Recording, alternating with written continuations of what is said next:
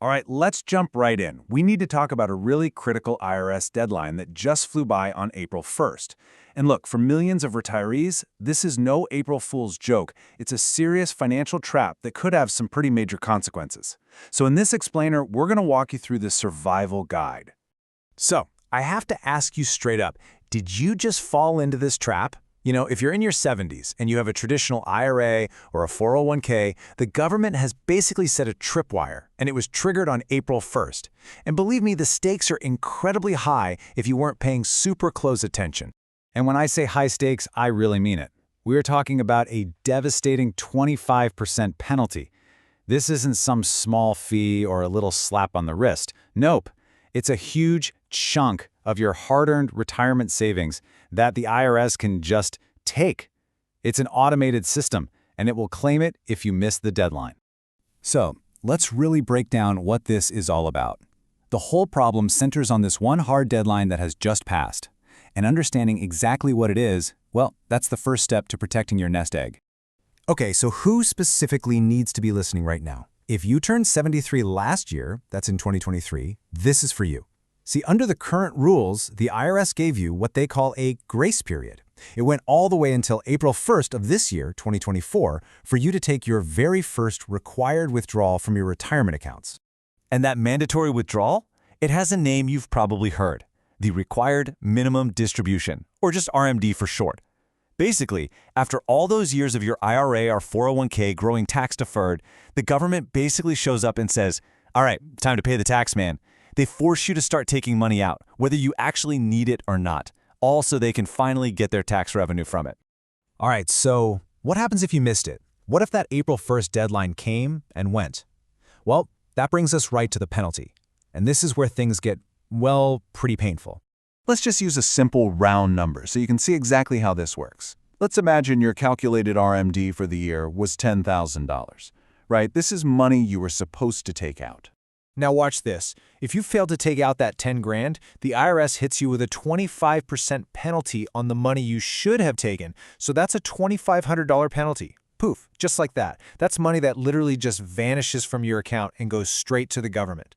Now, the official government speak for this is an excise tax, but don't let the fancy term fool you. It's not an income tax, it's a penalty tax, pure and simple. It's designed specifically to punish you for not taking your RMD on time.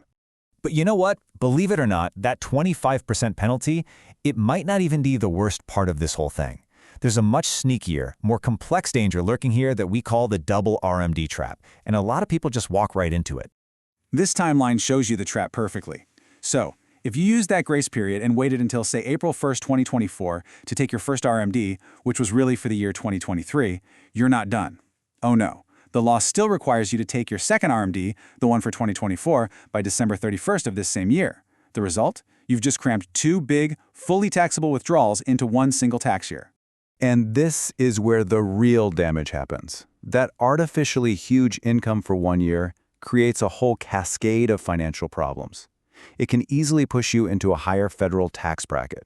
It can suddenly make a lot more of your Social Security benefits taxable. And it can even trigger these really expensive Medicare premium surcharges, known as IRMAA. It's like a domino effect that can just wreck a carefully planned retirement budget. Okay, that was a lot of bad news, I know. But listen, if you miss the deadline, do not panic. This is the most important part of what we're talking about today. There is a way to fight back, and you might be able to get that entire penalty erased. This is so critical. You have a legal defense strategy. So whatever you do, please do not just write a check to the IRS and accept that 25% hit. You can, and you absolutely should, ask for forgiveness. The IRS actually has a process for this. So here are the exact steps you need to take. Step 1, take that missed RMD out of your account right away, immediately. Step 2, you have to file a specific form, IRS Form 5329. And Step 3, you need to attach a letter to that form explaining why you missed the deadline, and you have to cite a reasonable error. So, what in the world is a reasonable error in the eyes of the IRS? Well, it could be a lot of things. It could be a serious medical issue that kept you from handling your finances. It could be bad advice you got from an advisor. It could even be simple confusion over all the new Secure Act 2.0 rules that changed the RMD age. The key is to be honest, explain what happened, and then show them you've already fixed the mistake by taking the money out. You'd be surprised how often the IRS will actually waive the penalty.